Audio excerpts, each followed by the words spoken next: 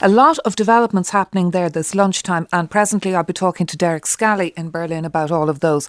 But first, for an overview of the modus operandi, and obviously a truck attack raising fears with its uncanny parallels of the attack in Nice earlier in the year. A truck attack raising questions about the modus operandi and indeed whether it was an IS type attack that we have seen before. So here's security expert Olivier Jutta, who spoke to me about the modus operandi earlier. That's something that is really mind-boggling in terms of what happens in that kind of modus operandi, because if we look at this attack compared to Nice, in this case, the perpetrator left the scene, didn't want to get himself killed and become a martyr. So that's something that authorities will have to pinpoint and will know soon if there's a link to Islamic State or any other jihadist group, because it usually takes them between 24 to 36 hours to claim responsibility for such an attack. And this is the big question that the security forces will need to answer about this attack in Berlin, isn't it? Whether it is something that was carried out by an organised cell, as we saw in Belgium and in France, or whether it was a copycat operation by a single individual who was following ISIS or is radical ideology. Yes, I think whatever the suggestion is, what is really telling and that is really unfortunate is that we've had for the past few months clear threats on Christmas markets in the West during the holiday season.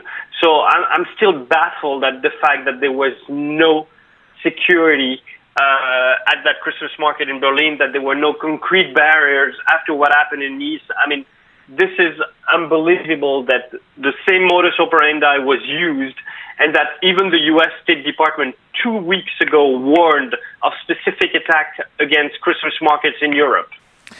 So many dreadful things happened yesterday. There was this attack in Berlin. There was the assassination of the Russian ambassador in Turkey. There were 3 people shot and wounded at a mosque in Zurich in Switzerland.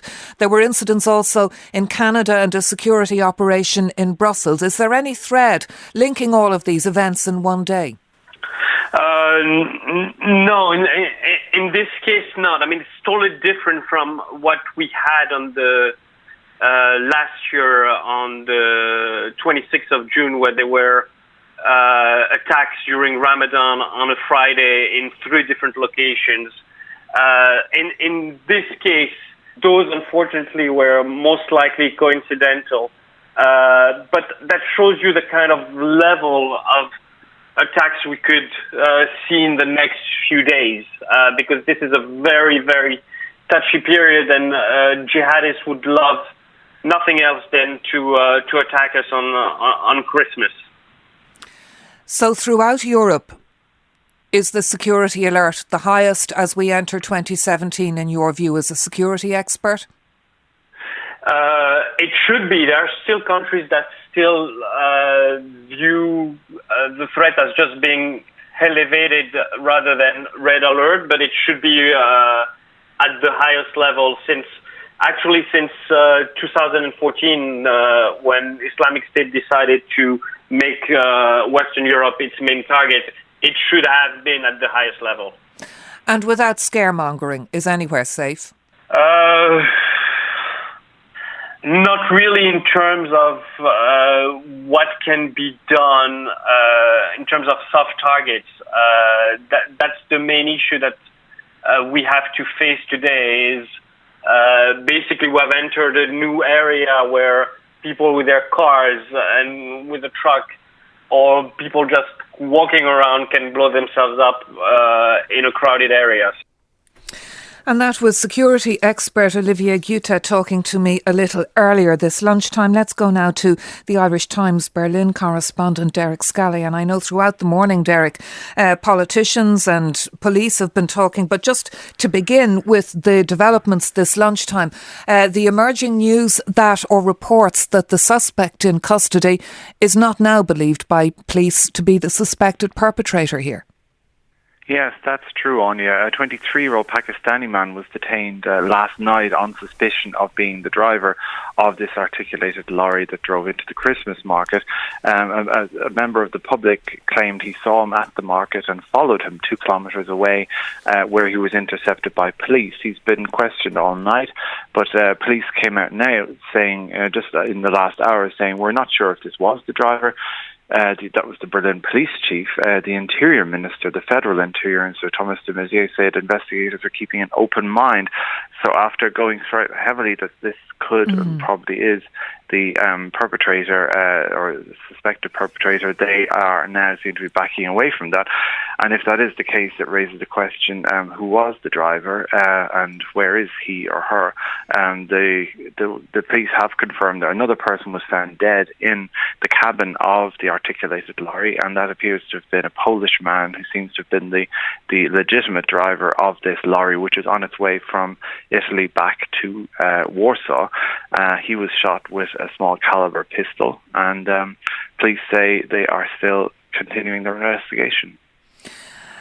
So the Polish man in the passenger seat having been shot, that would suggest there definitely was another person in the cab of that truck with them, somebody who, despite a witness having trailed somebody they believed to have been escaping the truck, that being the man who was in detention, that is there another perpetrator, a suspect at large? That's the question, isn't it?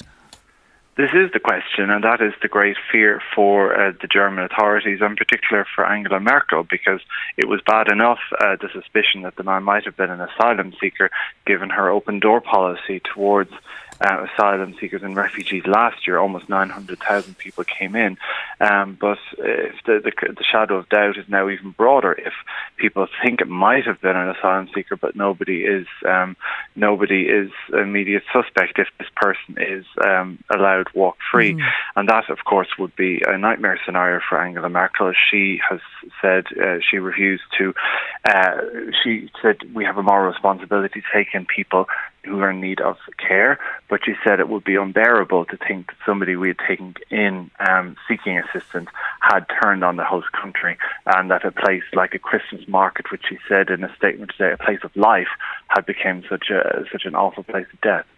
Yes, and we only have to go back about a year, and the reporting and reaction to alleged incidents against women on New Year's Eve in Cologne, and how many refugees were blamed. It turned out erroneously, and it turned into quite a big controversy in Germany, and shows how quickly suspicion and division can be fomented. Indeed, I mean, there's been a series of events all this year involving asylum seekers and refugees. There's been rapes, there's been killings and so on, but of course what never gets reported, and I know people get annoyed when anyone points this out, is that every day asylum homes are being attacked. Every day asylum seekers are coming under suspicion, and this is not to try and draw false parallels here, but the mood in Germany is poisonous. It's getting darker, and there are now right-wing populists on the scene, which we haven't had before, and they're getting into position ahead of the election, and they're very anxious to maximise Angela Merkel's misfortune at the moment for political gain. Within an hour last night of this, one of the AfD, the Alternative for Deutschland, came out saying these are Merkel's dead. The person was attacked on social media, but there's a targeted provocation campaign underway. They have admitted this is their plan to maximise votes next year, and with many Germans uncertain, and many had already been uncertain about the consequences of the asylum procedures adopted by Chancellor Merkel, they are perhaps a ripe target for new far-right politicians who've come on the scene. Derek Scally of the Irish Times in Berlin, thank you very much indeed for speaking to us this lunchtime. And